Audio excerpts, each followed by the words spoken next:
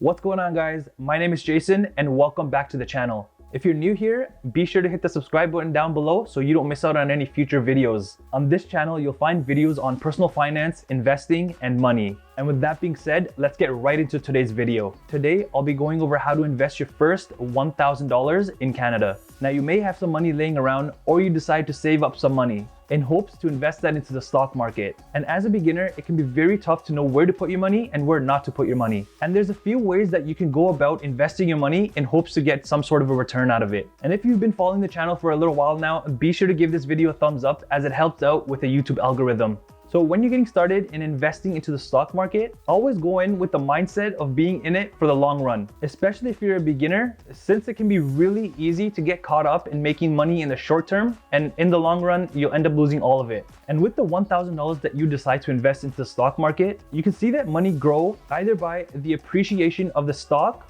or through dividends. So let's pull up the stock for Coca-Cola and see how stock price appreciation can help grow your first $1,000. So as you see here on the chart, if you bought the stock back in 1984 or even in 2008 or 2009, you can see that you would have made some good gains on your $1,000. And just by looking at the overall chart of Coca-Cola, you can see that upward price movement year over year, and it just keeps increasing. And later on in the video, I'll go over some stocks that you can use as a beginner that are considered safe and at the same time will help grow your first $1,000. And another way that you can grow your first $1,000 over the long run is through dividend payments. And if you're unfamiliar with what dividend payments are, it's pretty much you buying a percentage into the company, and when the company makes money, they distribute those funds to their investors or shareholders, which is you. And again, we'll use Coca-Cola for a dividend example. So here you see Coca-Cola pays a dividend of 3.64%.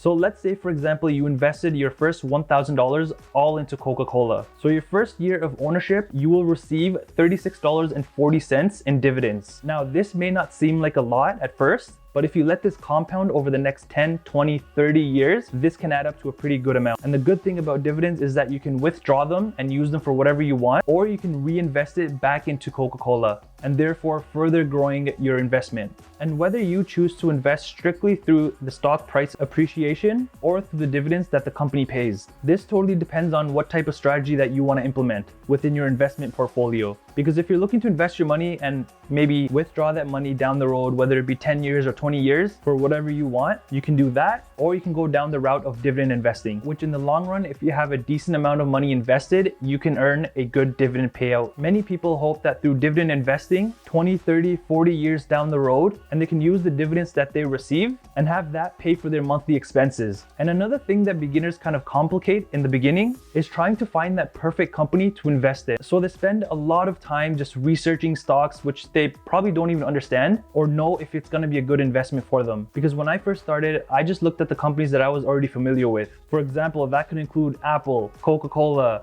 PepsiCo, Microsoft, Intel, and so on. Because these big companies are already very well established. And you also know that your hard-earned money will be well invested within these strong companies. And once you find the companies that you're very familiar with, just ask yourself, where will this company be in the next 10, 20, 30 years? Will it still be around? Will it still be a powerhouse within their niche? Do you see the company making more and more money in the next 10, 20, 30 years? Will they be coming out with other innovative products? Because this will give you a good idea of what to expect from the company years down the road. Now, like I mentioned earlier, you can either invest your full $1,000 into one company, or if you want to be invested into different sectors and diversify your portfolio in a better way, you can buy multiple other stocks of companies that you're already familiar with, therefore further diversifying yourself. Because let's say you invest all your money into Coca-Cola and for whatever reason something happens with the company. This way your full $1,000 will be affected, but if you were to invest into multiple other companies, if one company went bad, your overall portfolio won't look so bad. And one huge mistake that beginner investors make is that once they invest into a company and that particular stock happens to dip a little bit, they get scared and they pull all of their money out. When instead, it's actually better to just leave your money in, because over the long run, the stock will be growing depending on the company. There will be moments in the market where you'll see ups and downs, and that's totally normal. And that's it for today's video. If you're a beginner watching this video and you got any type of value,